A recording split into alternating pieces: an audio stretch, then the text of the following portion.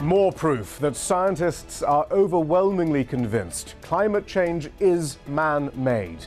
So why do politicians and the public still give credence to global warming skeptics? You're watching Inside Story Americas from Washington.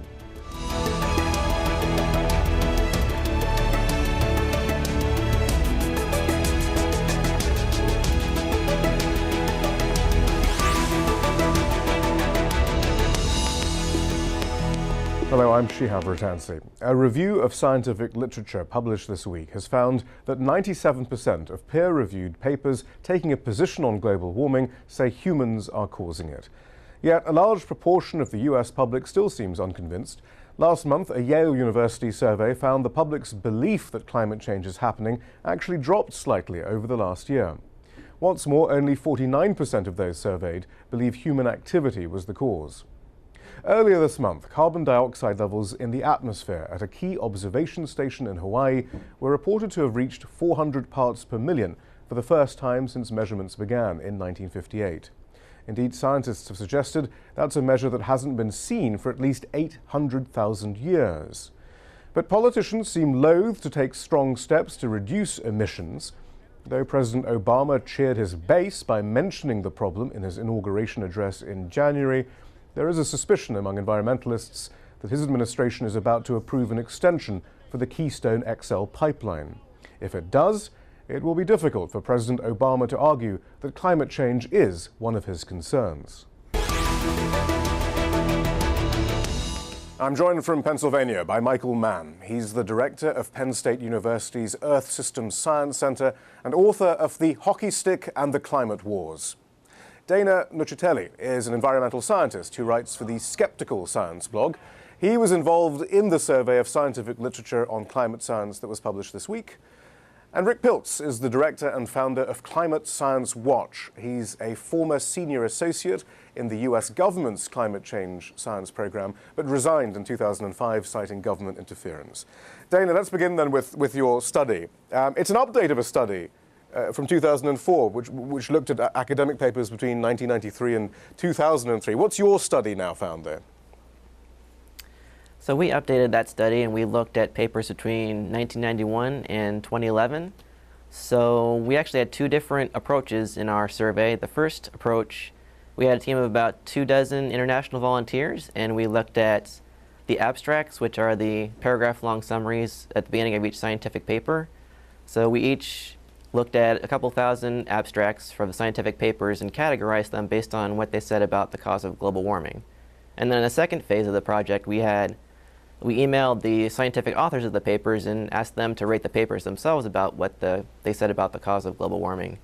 And we received about 2,000 ratings from the authors. And so in both cases, we got almost the exact same result, that 97% of the papers that stated what was causing global warming, they said that humans were the main cause. And yet, the public perception of academic consensus still seems to lag behind. We have this climate change survey by Yale University in April that found that about 2 in 3 Americans, or 63%, believe global warming is happening. About half believe that it's caused mostly by human activities. But only 42% of Americans believe that scientists agree on climate change, while 33% feel there's widespread disagreement among scientists on the issue. Dana, I mean, is there any explanation for that, do you think? Yeah, I think there's probably two main causes. The first one is probably the false balance in media coverage, where those 2 to 3% of skeptics get close to 50% of the coverage because the media feels that they have to give a balance where they're showing both sides of the issue.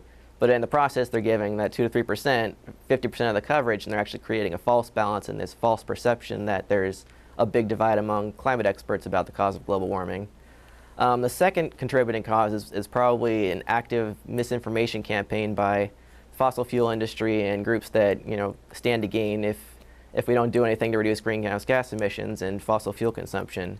So there are a lot of examples of this misinformation campaign and groups spending money to convince the public that there is this disconnect or this disagreement amongst climate scientists about the cause of global warming. Professor Michael Mann, in some ways, I mean, you actually, in many ways, you've been a victim of some of those sort of campaigns of misinformation about what about academic consensus, but also on what I don't know. I mean, you've had to fight with people who certainly present themselves as academics and as environmental think tanks, who then turn out all to be sponsored by the fossil fuel industry. I suppose this is all part of this debate. Yeah, well, that's what my book is about. It's about my experiences as a scientist who published a graph nearly 15 years ago demonstrating that the warming that we've seen over the past century is without precedent, as far back as we can go, 1,000 years back in time, that became an icon in the climate change debate. And the forces of disinformation, those looking to discredit the case for concern over climate change, saw the need to attack that icon, and to do so by attacking me. And so I have literally found myself at the center of the attacks associated with that climate change denial disinformation campaign. Right, but I mean, do you think things are getting better though? I mean, again, we then discover the truth of what's going on and how these campaigns are orchestrated. I mean, are you still appearing on, for example, television debates arguing with climate skeptics, or actually more likely climate deniers, frankly, might be more an accurate term? I mean, is that still going on as far as you can tell? No, we're making progress. You know, the disinformation campaign can only survive for so long. We saw, for example, in the case of tobacco, there was a similar disinformation campaign decades ago to obscure the science, the scientific link between the use of tobacco products, cigarettes, and lung cancer and other ailments. But eventually, the truth of what the science had to say became accepted, and we acted, from a policy perspective on the problem.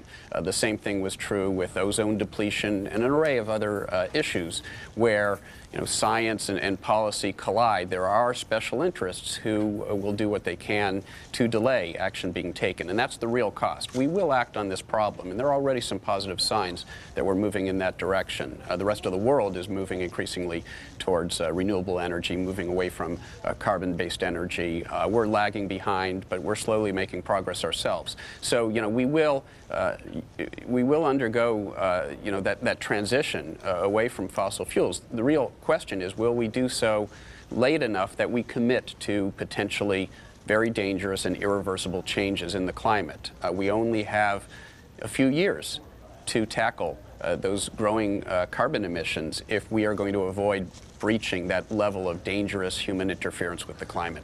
But there's another question there as we look to mobilizing public opinion and political actors into meaningful change, and that is what it takes for that to happen. And there was an interesting paper that was published last year which suggested that maybe this idea of an information deficit being responsible for inaction might not be the main problem. It was by Brule, Carmichael, and Jenkins from the end of last year, and they from the beginning of last year, they examined factors that should account, they said, for changes in levels of concern. And their conclusion was, and this is from their abstract, while media coverage exerts an important influence, this coverage is itself largely a function of elite cues and economic factors.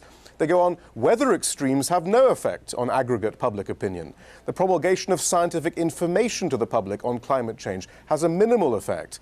The implication would seem to be that information-based science advocacy has had only a minor effect on public concern, while political mobilization by elites and advocacy groups is critical in influencing climate change concern. Rick Piltz, I mean, that would suggest that clearly there is this misunderstanding about the academic consensus, but that may not be the key problem in trying to get awareness up and get action going. Yes, I think the conclusions of that study that you just cited make important points.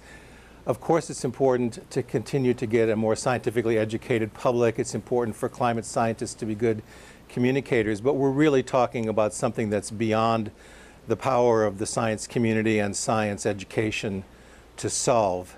When President Obama was elected in 2008, before he was even inaugurated, he said climate change is a problem of urgency and national security.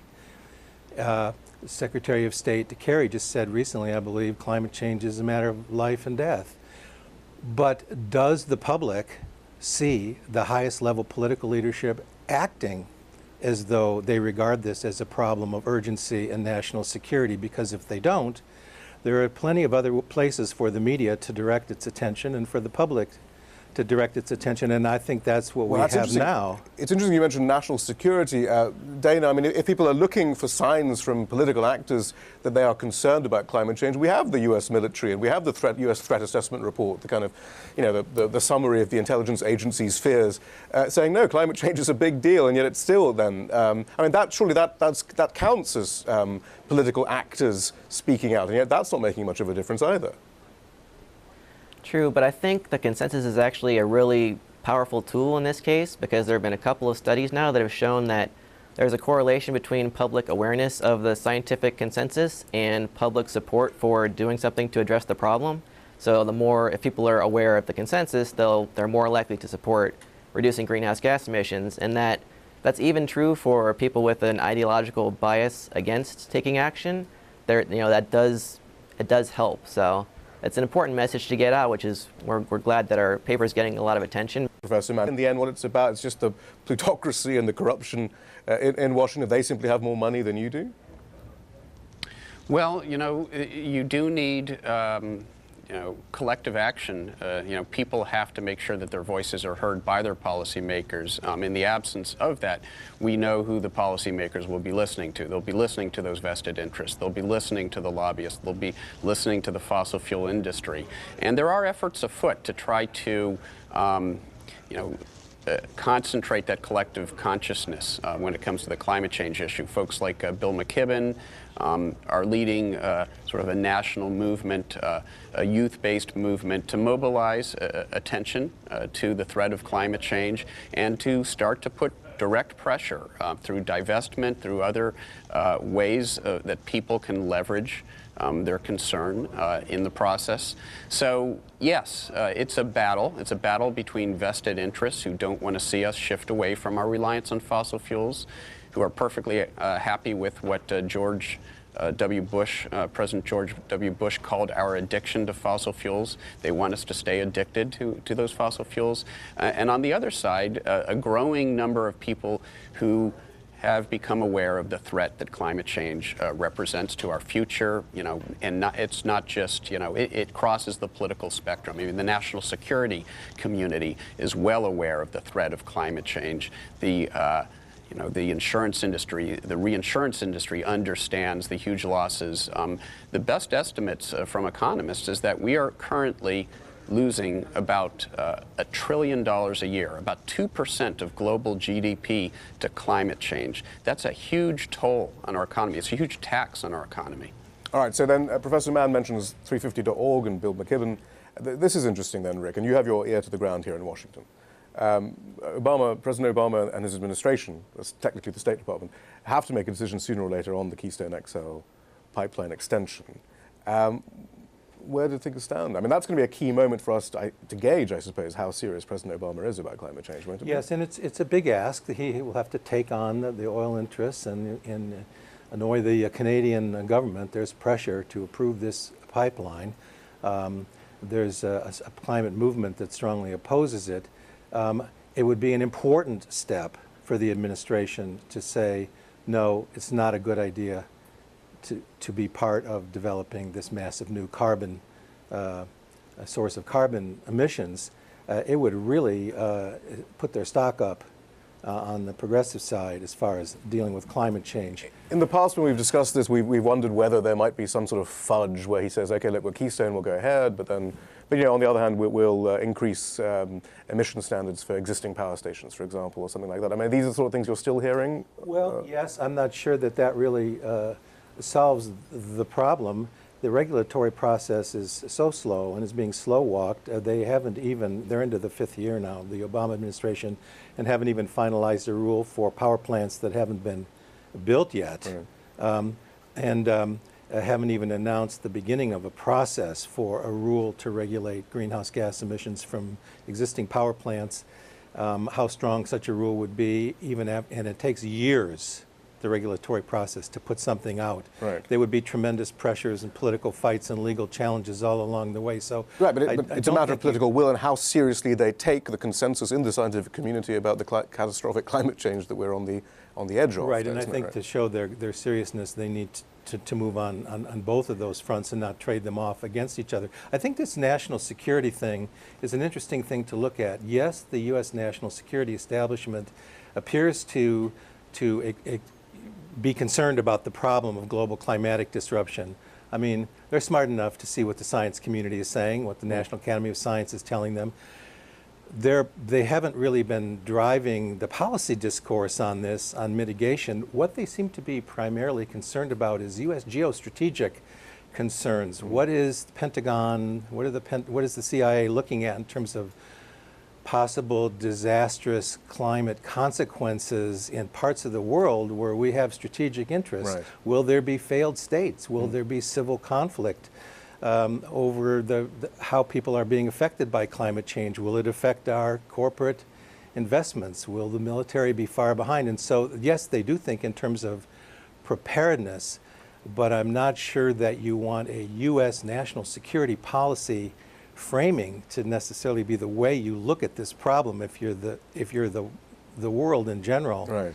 And on a side note, as we try and glean whether the administration really does care about climate change, we have Joe Biden telling an environmental activist the other week, I believe in it too, but I'm in the minority at the White House. What are we to make of that? On the Keystone. Yeah. So I'm with exactly. you guys, but I'm in the minority. Yeah. I'm not sure what to make of Vice President Biden's comment on that. In the end, isn't that the question though? Do they care? If they understand the science, how can they not be acting, I suppose, is always the question.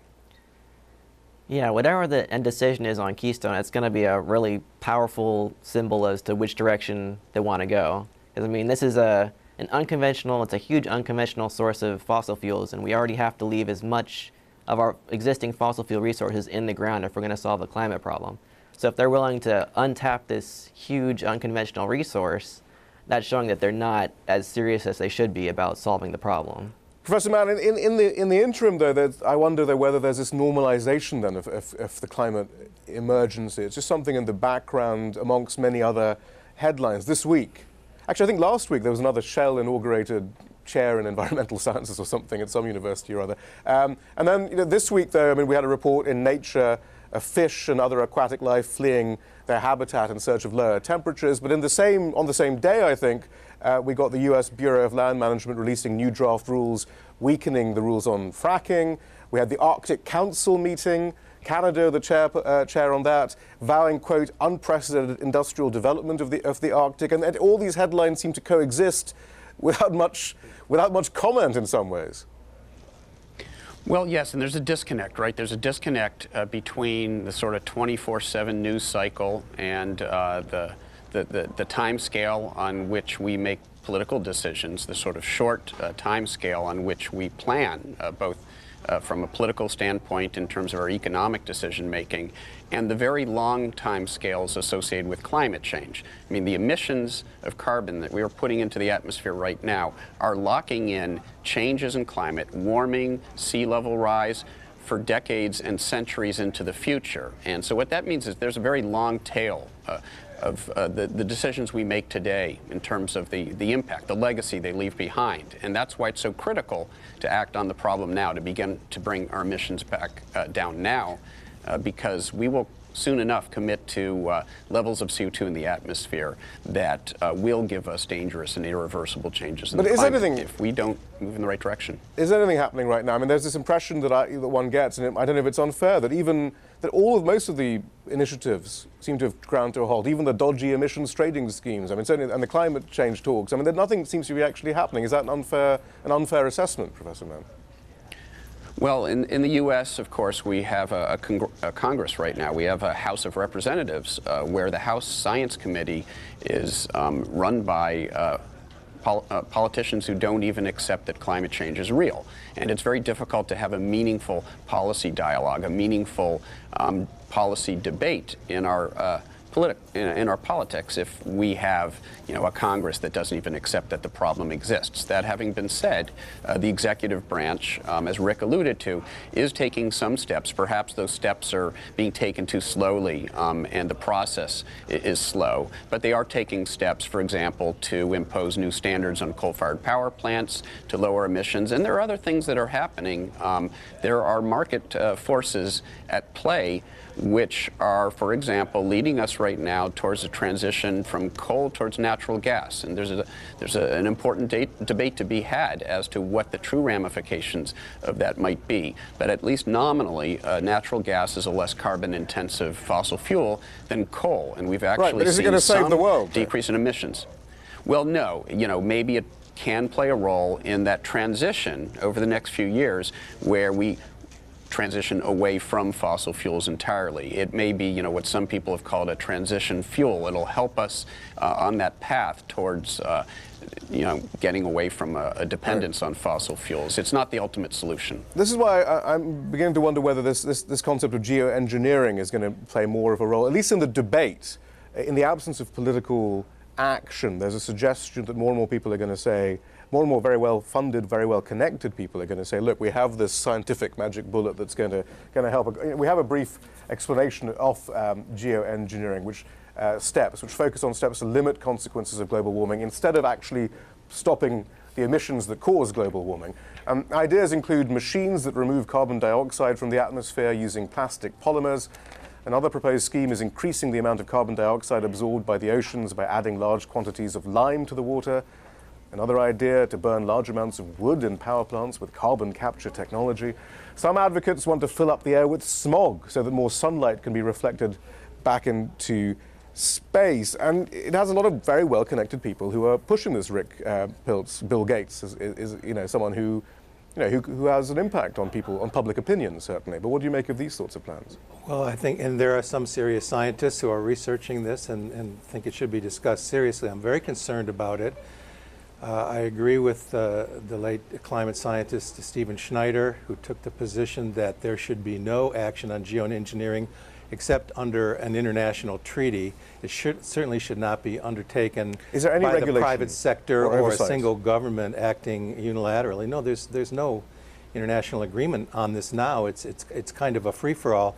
The problem is it all involves enormous scale engineering things that could potentially have a really bad unintended consequences. I mean, screening out the sunlight, what it would do to the hydrological cycle. It does not prevent the ocean acidification from the carbon emissions going into the ocean. All of these things suggest a kind of, we're going to get ourselves out of this with a sort of engineering hubris, technical fix, so we don't have to change our lifestyles. Right. I think it's very questionable. Professor Mann, I mean, do you suspect that some sort of lazy liberal consensus will emerge that, look, this isn't good, but it's the best we can do, and it might do some harm, but what can you do? And it'll be encouraged by Bill Gates and other figures. And there's some talk of the Intergovernmental Panel on Climate Change maybe kind of moving in this direction. And I mean, is this perhaps where we're going, and this might not be the best direction? I mean, what could go wrong, right? We'll just go to Plan B. We'll go to that other habitable planet in our solar system. Oh, wait, there isn't one, is there? No, we are engaged in an act of geoengineering right now, unintentional geoengineering. We're adding carbon to the atmosphere. We're warming the planet, at an unprecedented rate. Now, it's true that if we fail to, do something about our growing emissions, if we fail to solve the problem the safest way by keeping the genie in the bottle, if we let the genie out of the bottle, then there are various schemes for getting it back in. Sucking CO2 back out of the atmosphere, well, that would be a relatively harmless geoengineering approach, but it might be quite costly. You're fighting the laws of thermodynamics. A cheaper scheme would involve putting particulates into the stratosphere that reflect solar radiation back to space. It would be cheaper. It could offset some of the warming of the globe. But when you talk to climate scientists who are actually looking at experiments, climate models, where you do that to the climate and you see what happens, it turns out that, yeah, you could offset the overall warming of the globe, but at the expense of very large regional changes. Some regions would warm even faster at the expense of other regions cooling. As Rick alluded to, there's some evidence that we would actually decrease what we call the intensity of the hydrological cycle. We'd dry out the continents. We'd have less rainfall. There could be catastrophic consequences, and we could end up doing far more harm than good by engaging in one of these schemes. So I agree that we should be studying them if for no other reason. We want to be able to assess what those unintended consequences might be. But it is at best a last-ditch effort, and it is no crutch for not engaging in the more difficult work of bringing our emissions down. Professor Michael Mann, thank you very much. Dana Nuccitelli, thank you very much. Rick Piltz, thank you. And that's all from the team in Washington, D.C. for now.